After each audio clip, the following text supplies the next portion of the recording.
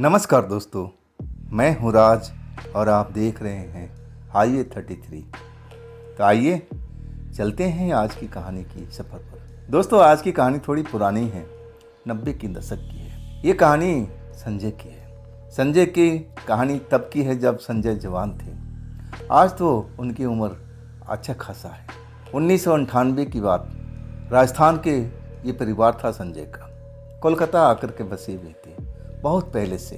अपना कुछ न कुछ काम करते थे। कुछ काम उनके दादाजी का था अलग। उनके पिताजी जो थे ट्रक चलाने का काम करते थे। अपना पुराना एक ट्रक था और उसको अपना चलाते थे, खुद ड्राइविंग करते थे। लोकल एरिया में माल ढोना, कभी सब्जी कभी फैक्ट्री में लगाते।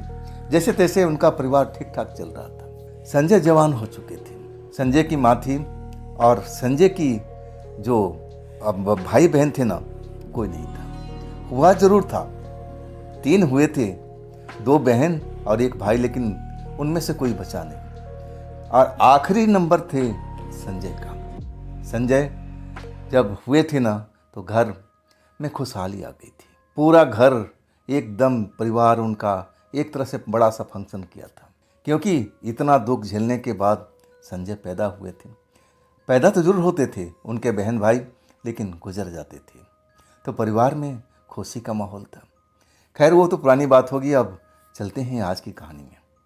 तो आखिर संजय के साथ में ऐसा क्या घटा था। लेकिन ये जो कहानी है ना, दिल को थोड़ा दहला देती है, रुला भी देती है। आप इसको दिल से समझिएगा। इस कहानी को मैं जो आपको बताने जा रहा हूँ। दोस्तों, लोग बाग भगवान में बहुत आस्था रखते हैं। भगवान से मन्नत मांगते हैं कि हमारा भगवान ये काम कर दो और देखो मैं पूजा पाठ करूँगा, सब कुछ करूँगा। आस्था रखते हैं लोग। और जब वही आस्था रख कर के भगवान से मन्नतें मांगते रहते हैं कि हे भगवान, मेरे पिता बीमार हैं, अब उनको आप सही कर दो, मैं ये सब करूँगा, जो कुछ कहोगे पूजा पाठ करेंगे। ऐसे ही सब चल रहा था संजय के परिवार में। क्योंकि उनका जो पिता थे ना, बीमार थे, बहुत ज़्यादा तबीयत खराब थी, डॉक्टर जवाब दे दिए थे।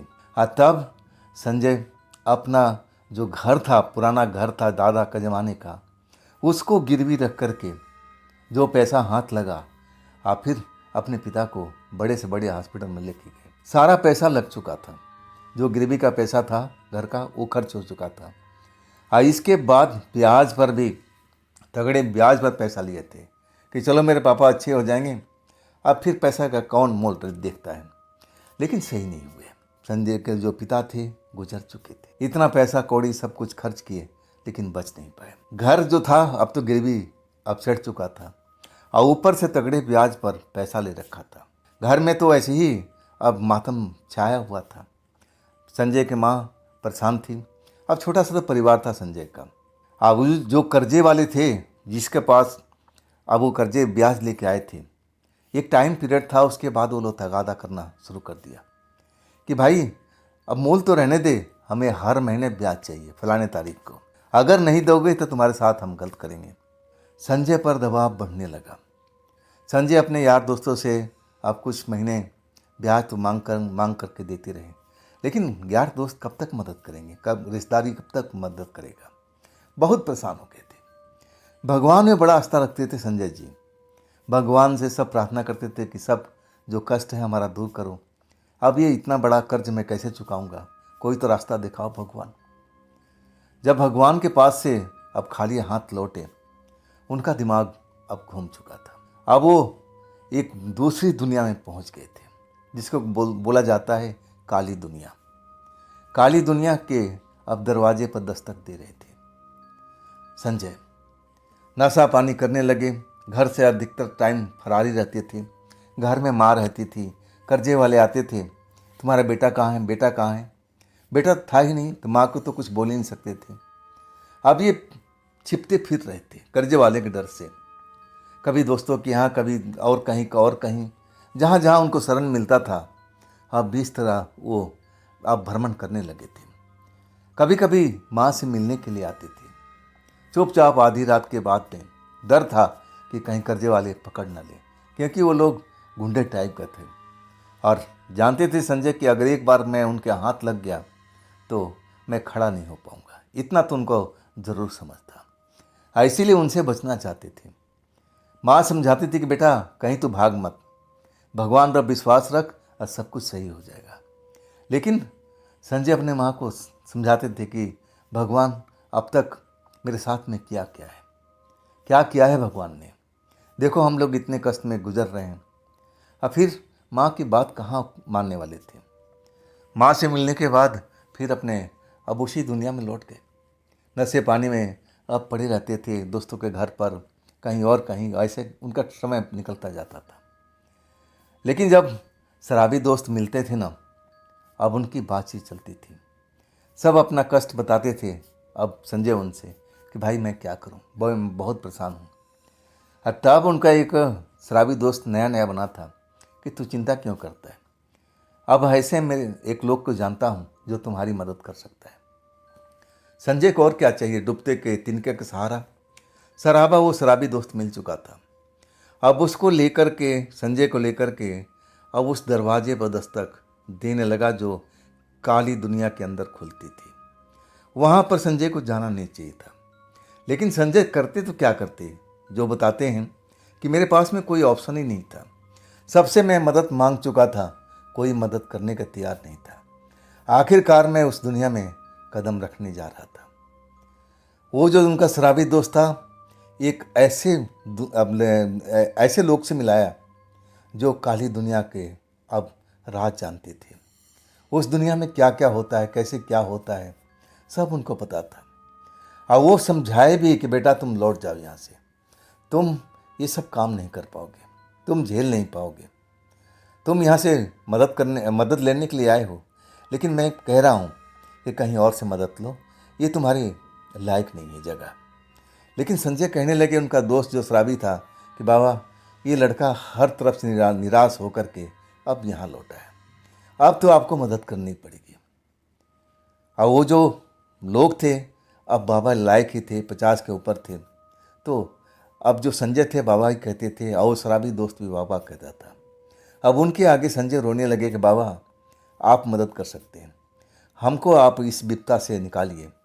वो जो कर्जे वाले हैं हमारे घर पर दौड़ रहे हैं, हमारी माँ को धमका रहे हैं, अब मुझे तो वो पकड़ लिए तो मुझे तो अब इतना धुलाई करेंगे कि मैं खड़ा भी नहीं हो पाऊँगा। डरते थे संजय। आखिरकार वो बाबा मान गए कि ठीक है, मैं तुम्हारे लिए कुछ करूँगा, लेकिन 2 दिन के बाद में आना, मैं उनसे बात करूँगा, अगर बात बन जाएगी तब मैं तुम्हें बताऊँगा। यहाँ के कुछ नियम हैं, कानून है और शर्तें तुम्हें माननी पड़ेगी। संजय इस सब के लिए तैयार हो गए थे। 2 दिन के बाद पहुँचते हैं उस जगह पर। तब बाबा कहते हैं कि देखो अब यहाँ तो बात नहीं बनी, लेकिन मैं एक ऐसी महिला को जानता हूँ और उससे मैं बात किया हूँ। वो महिला मान गई है, लेकिन उसको मिलने के लिए तुम्हें कहीं और जाना पड़ेगा। जगह का नाम बताए और फिर संजय तैयार हो गए।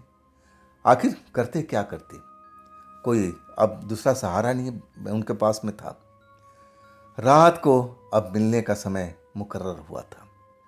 10 बजे रात को एक सुनसान जगह पर, जहाँ पर आसपास में शमशान थी और दूसरी साइड में कब्रिस्तान था, उस जगह पर मुलाकात का अब जगह तय हुआ था। शराबी दोस्त तो गया नहीं, संजय को ही जाना था। संजय उस जगह पर पहुंचते हैं, उस महिला का इंतजार करने लगते हैं। महिला 10 बजे का वक्त दिया था, लेकिन अब 10:30 बज चुका था। महिला का कोई अता पता नहीं था। अब इंतजार के अलावा संजय के पास में कुछ बचा नहीं था। आखिरकार 10:30 बजा, फिर 11 बजा। अब संजय निराश हो चुके थे कि अब शायद ये महिला आएगी नहीं, मुझे अब लौटना चाहिए। लेकिन मन में आया कि चलो जब यहाँ पर आ गया हूँ तो थोड़ा और इंतज़ार कर लेना चाहिए। आखिरकार रात के 12 बजता है। 12 बजने के बाद में वो महिला अब उनको नज़र नहीं आती है। निराश में डूब चुकी थी, निराशा मन में भर चुकी थी कि अब मेरा कोई मदद करने वाला नहीं है। आंखों से आंसू निकलने लगता है कि अब मेरा क्या होगा, मैं कैसे घर लौटूंगा, मैं माँ के पास कैसे जाऊंगा, और वो कर्जे वाले मुझे पकड़ लेंगे तो मैं तो बच ही नहीं पाऊंगा। वो अच्छी तरह से मारते हैं, पीटते हैं, ऐसे ही लोग हैं, गुंडे मवाली टाइप के। संजय बड़ा खौफ में थे, डर से अब वो अपना घर भी नहीं जाना चाहते थे। उसी जगह पर बैठ गए, रो रहे थे, चिंता कर रहे थे कि अब मेरा भविष्य क्या होगा। आखिरकार एक जवान लड़की वहाँ पर संजय के पीछे कब जा कर के खड़ी हो गई, संजय को पता ही नहीं चला। और वो संजय को रोते हुए देख रही है। संजय को कुछ भी एहसास नहीं है। आखिरकार अब उनको लग चुका कि अब मेरी कोई मदद नहीं करेगा। तब वो उठ करके खड़े हो जाते हैं, जाने लगते हैं। अब उनका दुख दर्द वो लड़की जान लेती है और संजय को रोकती है कि रुको रुको रुको, रुक जाओ, तुम अपने बारे में बताओ। संजय को लगता है कि अरे ये तो वही महिला तो नहीं है, लेकिन ये तो जवान लड़की है। जैसा बाबा ने बताया था कि वो महिला है, तो हो सकता है कि जवानी महिला हो। अब संजय के दिमाग में ये फितूर आ जाता है और उनको लगा कि अब तो बात बन जाएगी, अब ये लड़की आ गई है, मुझे पैसा तो जरूर देगी। संजय के दिमाग में फितूर अब चल रहा है। वो लड़की अब उनसे पूछती है कि तुम्हारा कष्ट क्या है, तुम इस जगह पर क्या कर रहे थे। यहाँ पर तो लोग मामूली लोग रात में तो आते नहीं, यहाँ या तो जोगी या तो भोगी आते हैं, जो अब यहाँ शमशान में कुछ करने आते हैं। अब कोई मंत्र का जाप करता है, कुछ और करता है, कोई अपने काम के लिए आता है, अपनी कोई मनोकामना पूरी करने के लिए आता है। तुमको क्या हुआ नौजवान। संजय बताने लगे अपने बारे में कि मैं इतने कर्जे में जुटा हुआ हूँ और मैं मदद मांगने के लिए आया था कि वो जो कर्जे वाला है उसको शांत करना है और पैसे की मुझे ज़रूरत है और मैं उसके लिए कुछ भी करने के लिए तैयार हूँ, जो आप कहोगे। लड़की उनको देखती है, पैर से लेकर के सर तक निहारती है और उसको लगता है कि हाँ, अब ये लड़का ठीक है। अब वो कहती कि हाँ, मैं तुम्हारी मदद करूँगी। कितना कर्जा है, सब कुछ बताते हैं कि घर का इतना कर्जा है और ब्याज का पैसा इतना लिया हुआ है और भी दोस्तों का कर्ज है। टोटल रकम एक बता देते हैं जो लाखों में है। लड़की सोचती है, कहती है कि तुम्हारा काम हो जाएगा। संजय बड़ा खुश हो जाते हैं कि चलो, बाबा ने भेजा था सही महिला के पास में, सही लड़की मिल गई है, अब तो मेरा कष्ट दूर हो जाएगा। और तब संजय कहते हैं कि बाबा ने कहा था कि अब मुझे भी आपके लिए कुछ करना पड़ेगा। लड़की हंसने लगी और कहने लगी, हाँ, करना तो पड़ेगा। यहाँ का अलग ही नियम चलता है, एक हाथ लो और एक हाथ दो। तो तुम्हारे पास में ऐसी क्या चीज़ है जो मुझे तुम दे सकते हो उन धन के बदौलत।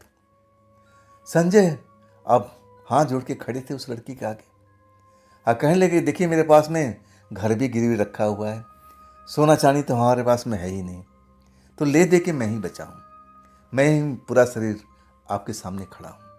आप मेरे साथ जो करना चाहें आप कर सकती हैं, मैं आपकी सेवा में हाजिर हूँ। अब मेरे अलावा कुछ भी नहीं है मेरे पास में आपको देने के लिए। लड़की संजय की बात पर गौर करती है और धीरे धीरे मुस्कुराती है। संजय देखते हैं कि अब तो काम बन ही जाएगा, बन जाएगा। लड़की कहती है कि हाँ चलो, तो तुम अपने आप को मेरे पास गिरवी रखना चाहते हो। संजय बोले, हाँ, आप ऐसे ही समझ लीजिए, जो आप काम करवाना चाहेंगी अब मैं आपकी सेवा करूँगा, जो आप काम मुझे दें। लड़की कही कि ठीक है, तो आओ, फिर देर किस बात की, चलो मेरे साथ में। आगे आगे लड़की और पीछे पीछे संजय चल पड़े। अब शमशान भी पीछे छूट चुका था, कब्रिस्तान एक साइड में था, वो भी पीछे छूट चुका था और सीधे रास्ते पर चलते जा रहे थे। रात गहरा गई थी, आधी रात से ऊपर का मामला हो चुका था। लड़की ले एक अकेले घर में जो सुनसान है, रोड के किनारे, उस घर में लेके जाती है। घर सुनसान है, वहाँ पर तख्त लगा हुआ है, बिस्तर नाम का कोई चीज़ नहीं है, लाइट बिल्कुल नहीं है, अंधेरा हुआ पड़ा है। वो घर को खोल देती है, आराम से घर खुल जाता है। तब कहती है कि आओ, अब इस घर में अब तो तुम अब मेरे हो ना, जो मैं कहूँगी अब तुम्हें करना ही पड़ेगा। अब संजय तो समझ गए कि भाई अब तो मैं अब इसका गुलाम हो चुका हूँ, जो अब इसकी इच्छा अब मेरे साथ में कर सकती है। तैयार थे वो। बाबा ने सब कुछ बता दिया था कि देखो, वहाँ पर उस महिला के आगे ना शब्द बिल्कुल मत बोलना, हाँ हाँ बोलते जाना, और तब जाके तुम्हें वो खुश हो जाएगी और फिर तुम्हें जो चाहोगे वो तुम्हें देने के लिए तैयार हो जाएगी।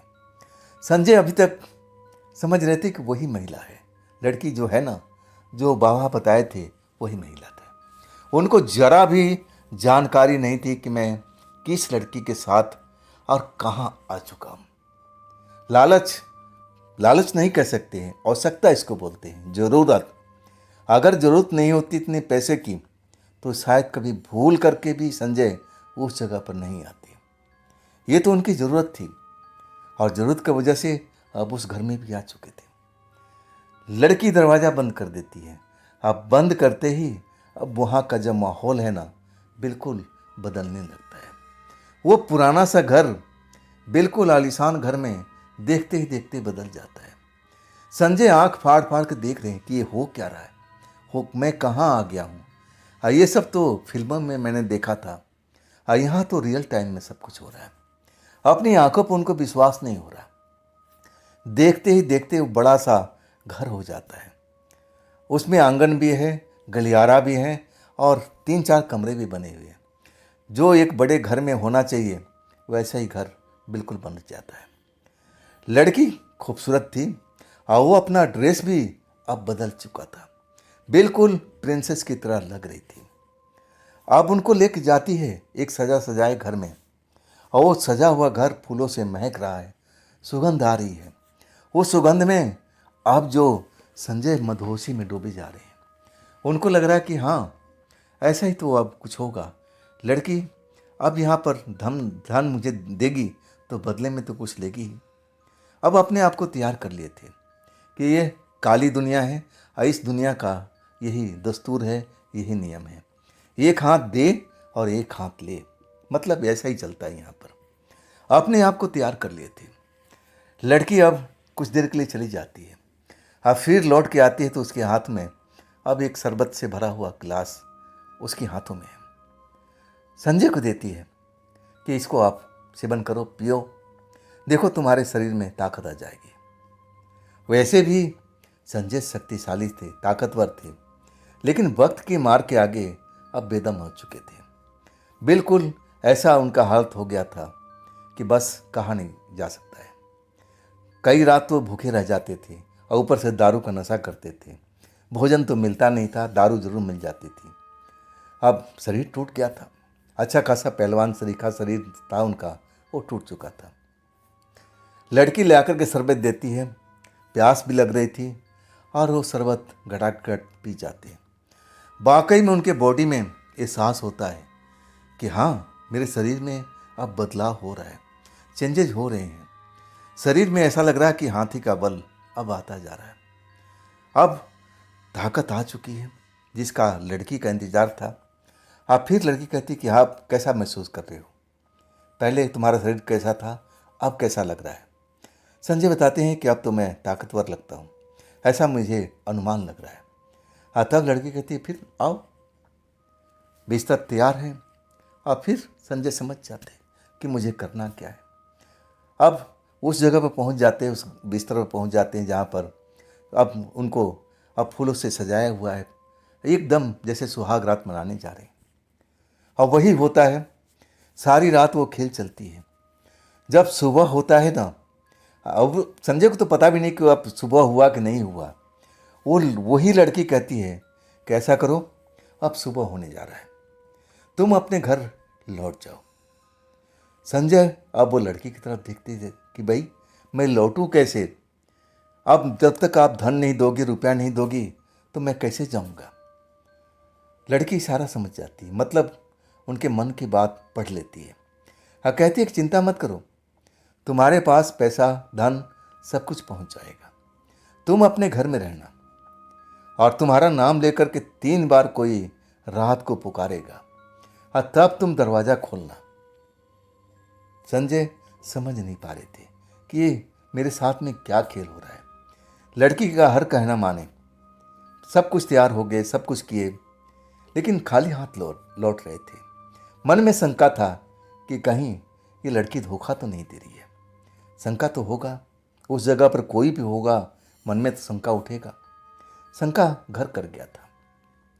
लड़की उनको विश्वास दिलाने लगी कि आज रात को आधी रात से पहले तुम्हारे दरवाजे पर दस्तक होगा 3 बार, तुम्हारा नाम कोई शख्स पुकारेगा। इसके बाद तुम दरवाजे पर आना, फिर एक सवाल पूछना।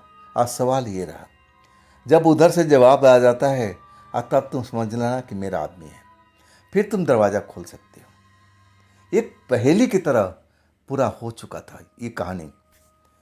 संजय बड़ा आश्चर्य में थे कि मैं काली दुनिया में आया हूँ, यहाँ तो ऐसा होता ही रहता है।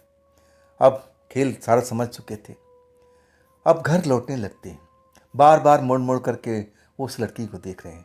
लड़की भी मुस्कुरा रही है, करिए कि तुम चिंता मत करो, हम झूठे वादे नहीं करते हैं, लेकिन सुन लो, जब हमें इच्छा होगी तुम्हें आना पड़ेगा, क्योंकि ब्याज तो तुम्हें चुकाना पड़ेगा ना। इतनी आसानी से पीछा तुम्हारा छूटेगा नहीं। तैयार हो ना तुम, कहीं बीच में आनाकानी कर दो। अब जो संजय थे ना, उनको लगा था कि एक बार में सब कुछ काम खत्म हो जाएगा। अब ये तो कंडीशन अप्लाई था, शर्तें लागू थी इसमें। अब फिर अब डर गए थे, लेकिन करते तो क्या करते। आप कहने लगे ठीक है जी, जब आप मुझे बुलाओगी फिर मैं हाजिर हो जाऊंगा। अब इसके बाद उस जगह से निकलते हैं और सुबह हम अब बाहर निकलते हैं उस घर से। तो जो घर था ना, बिल्कुल जब बाहर निकलते हैं तो देखते हैं कि वैसे ही पुराना सा घर है, लेकिन अंदर में उसकी हालात बिल्कुल बदल गई थी। फिर रास्ता भटक जाते हैं। उनको समझ में नहीं आता कि लड़की मुझे किस दिशा से लेकर के आई थी। रास्ता भटकते भटकते अब वो शमशान में अब कैसे पहुंच जाते हैं उनको पता ही नहीं लगता है। शमशान में पहुंचने के बाद में अब वहाँ पर एक बाबा मिलते हैं। अब पूछते हैं आने के रीज़न, तुम शमशान में किस लिए आए हो बच्चा? वो कुछ बताते नहीं हैं, कहते हैं मैं रास्ता भटक गया। तब बाबा उनको रास्ता दिखाते हैं कि तुम इधर से निकल जाओ, देखो भूल करके भी इन जगहों पर कभी मत आना। बाबा उनको चेतावनी दे करके और रास्ता बता देते हैं। संजय उन बाबा को प्रणाम करके फिर अपने रास्ते पर आ जाते हैं। घर पहुंच जाते हैं। घर में उनकी माँ देखती है कि मेरे बेटा आ गया है, बड़ा खुश हो जाती है। डर भी लगा है कि कर्जे वाले आ जाएंगे, अब तब क्या होगा, मेरे बेटे को पकड़ के ले जाएंगे।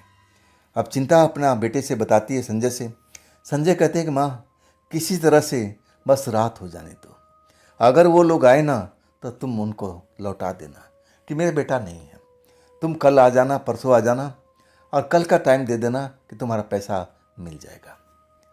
माँ संजय की तरफ देखती है कि बेटा कैसे पैसा आ जाएगा, कौन लेके आएगा। तब संजय पूरी बात छिपा जाती है। कहते हैं कि मैं एक दोस्त से मदद मांगा हूँ, और पूरा पैसा, वो घर का भी कर्जा दे देगा, सारा कुछ पूरा हिसाब बता देते हैं।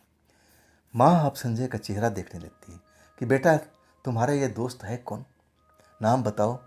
संजय झूठ मूठ का नाम बता देते हैं। माँ विश्वास नहीं करती, लेकिन बेटा बोलता है तो थोड़ा विश्वास तो करना ही पड़ता है।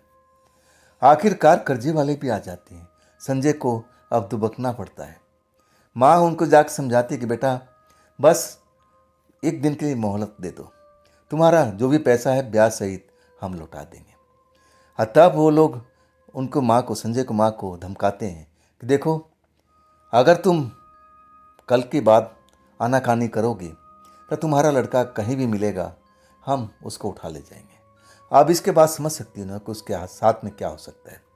माँ डर गई, कहने लगी नहीं बेटा ऐसा नहीं होगा, पैसा तुम्हें मिल जाएगा। इसके बाद वो लोग लौट जाते हैं। संजय थोड़ा अब राहत महसूस कर रहे हैं। माँ भोजन कराती है बहुत दिनों के बाद में, और चेहरा देखती है कि तेरा चेहरा पीला पड़ा हुआ है, करता क्या था बेटा। अब संजय बताए तो क्या बताए कि माँ भूखे प्यासे मुझे भटकना पड़ रहा था। रात होने का इंतज़ार अब संजय करने लगे। माँ को तो पता भी नहीं था कि कौन आएगा नहीं आएगा। और आखिरकार 11 बज गया था।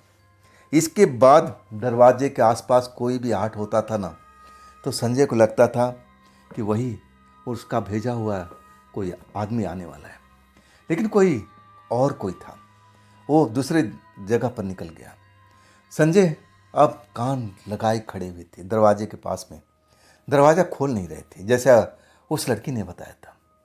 आखिरकार आधी रात हुई और तब जाके दरवाजे पर दस्तक आना शुरू हुआ। 3 बार संजय के नाम लेकर के भारी आवाज़ में कोई पुकारा। आवाज़ बड़ा बेसुरी थी। तब संजय वही सवाल पूछते हैं उससे, और उस सवाल का जवाब उधर से आता है। दरवाज़ा खोल देते हैं, और तब तक संजय की माँ सो चुकी थी। उनको पता भी नहीं था कि दरवाजे पर चल क्या रहा है, कौन आया है और कौन जा रहा है। आखिरकार एक थैला लेकर के एक काले रंग का अब बहुत ही पहलवान सरीखा इंसान प्रकट होता है दरवाजे पर। हाथ में बड़ा सा थैला होता है, उसके सर पर एक भी बाल नहीं, आज जो आंखें थी ना चमकती हुई थी। एक बार जब संजय देखे ना तो डर गए थे। अरे ये कौन है भाई, इतना मोटा ताज़ा पहलवान सरीखा, इसकी आंखें क्यों चमक रही है। लेकिन वो सिर्फ संजय को बैग पकड़ाता है, भारी आवाज में कहता है, ये तुम्हारा अमानत है। अब उस लड़की का बताता है नाम बता करके कि उस लड़की ने आपके लिए भेजा है, ये आपका अमानत है, आप संभालो और दरवाज़ा बंद कर लो। हाँ, एक झटके से दरवाजे से बाहर निकल जाता है। बिना कोई जवाब सुने हुए संजय दरवाज़ा बंद करते, कांपते हाथ उसका चेहरा देख करके डर गए थे कि ये तो बहुत ही भयानक लग रहा था बाबा, ये तो बहुत ही डरावना है। और फिर उस बैग को खोलते हैं और तब उनकी आंखें चमकने लगती है। वाकई नोट से भरी हुई थैला था वो, और जितना उनका कर्जा था उससे ज़्यादा ही था। आखिरकार माँ को जगाते हैं और माँ को दिखाते हैं, देखो माँ, अब तुम्हें डरने की ज़रूरत नहीं है, हम सबका कर्जा लौटा देंगे।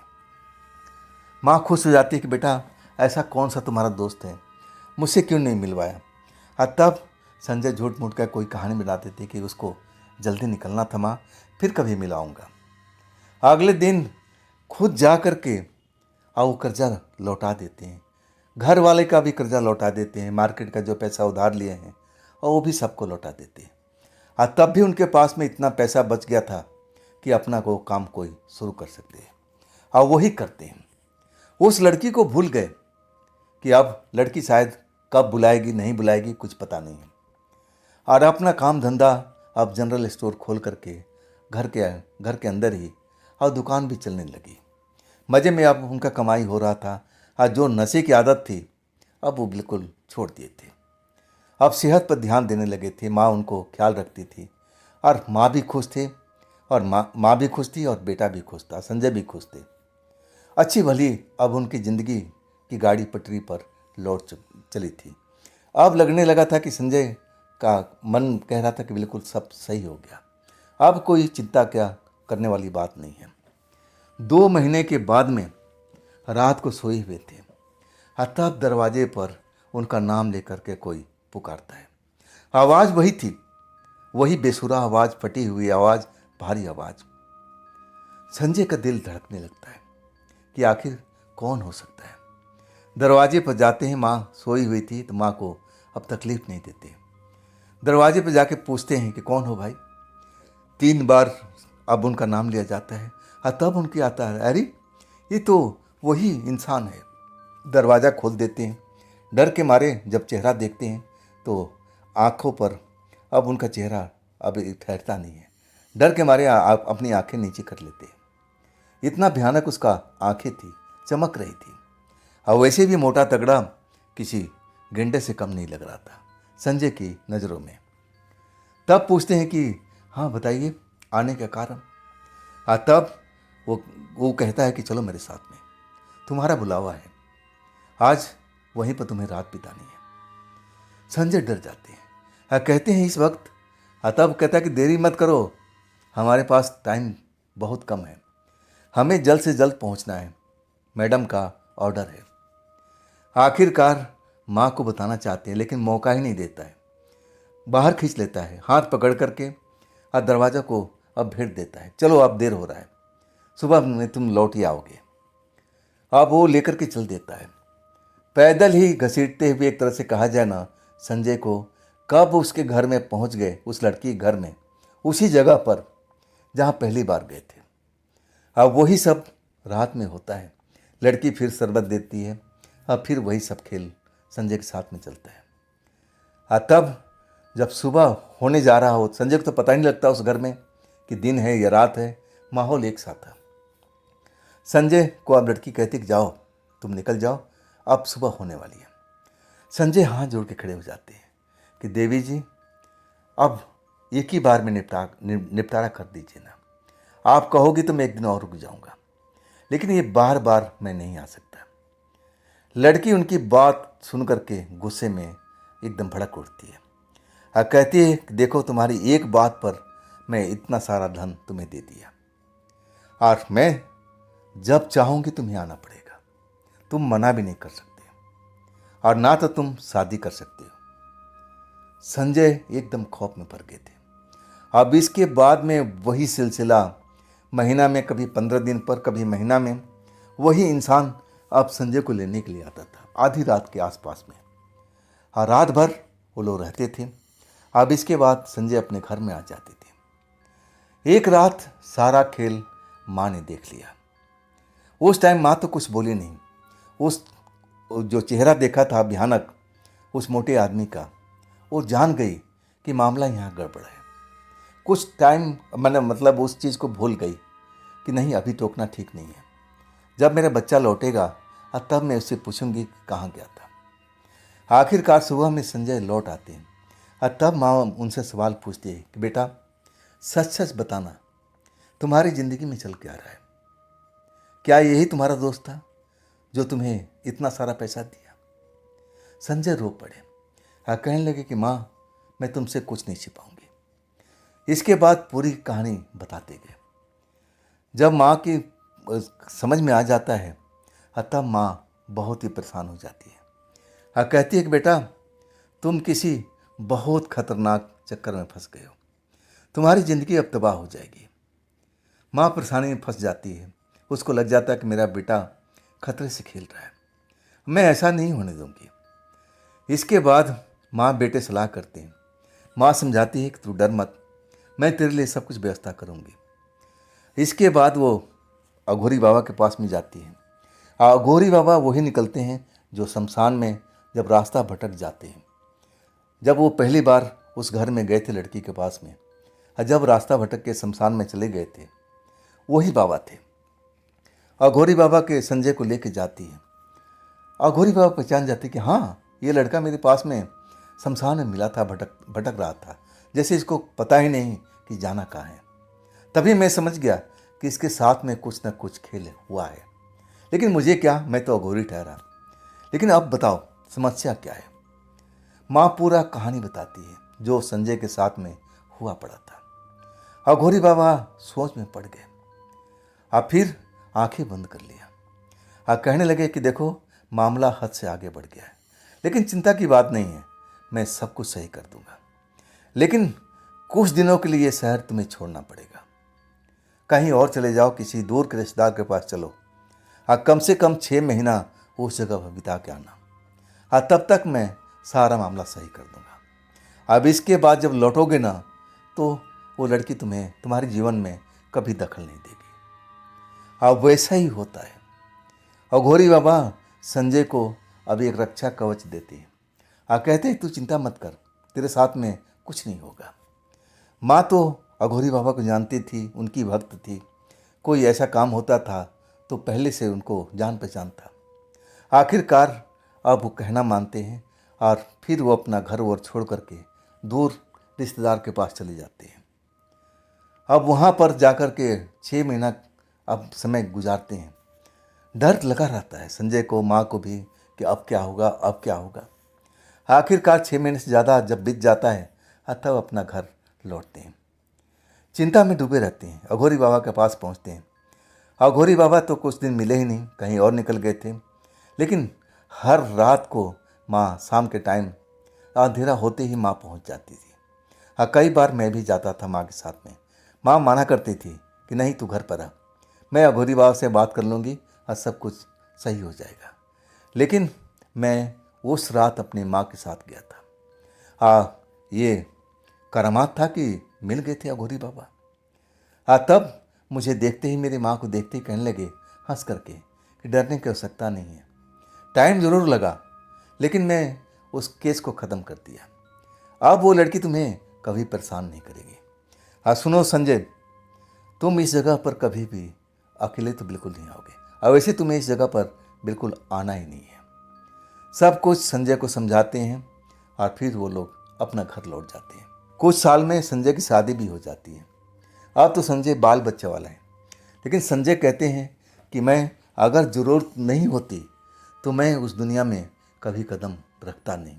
तो दोस्तों, ये थी आज की कहानी संजय जी की भेजी हुई। ये कहानी आपको कैसी लगी कमेंट में ज़रूर बताइएगा। और दोस्तों, अगर आपके पास भी ऐसी कोई घटना है जो आप मुझे बताना चाहते हो तो आप मुझे इंस्टाग्राम, मेरे व्हाट्सएप नंबर और मेल आईडी पर आप किसी भी भेज सकते हो। और दोस्तों, ये भी चैनल आप ही का है, तो इसको भी अपना प्यार दीजिए, लाइक कीजिए, सब्सक्राइब कीजिए, अपने दोस्तों को शेयर कीजिए। और फिर हम मिलते हैं कल इसी टाइम पर, इसी चैनल पर। आप लोग अपना ख्याल रखिएगा। नमस्कार।